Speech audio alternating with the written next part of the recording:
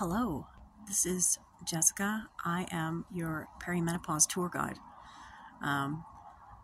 I've been asked to put together a list of top 5 symptoms in perimenopause, and it's really hard to do so because there's so many symptoms and everything is kind of all over the place, but one that you need to really be aware of is abnormal bleeding.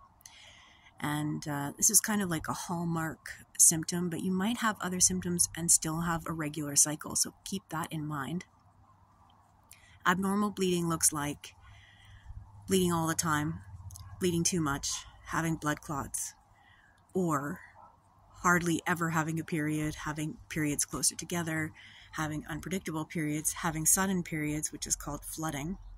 That's not a medical term, that's just a layman's term that we describe, where you're just sitting there, all of a sudden you get a massive flow, and it can be pretty disturbing. Spotting all the time, spotting in between periods, brown, pink, red, clots, as I said before. It's all considered under that umbrella of abnormal bleeding in perimenopause. But here's where the problem is. This is what I see.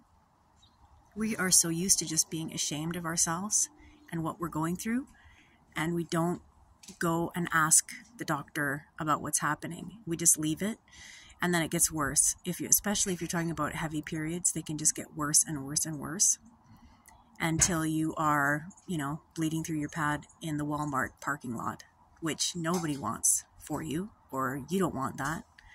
So go to your doctor and ask for a uterine biopsy. They don't usually offer them, which is it's weird because uterine cancer is one of the ones that gets missed all the time. But it's actually not that bad. It's not too invasive, and it's worth asking for. So hopefully that clarifies your bleeding questions during perimenopause.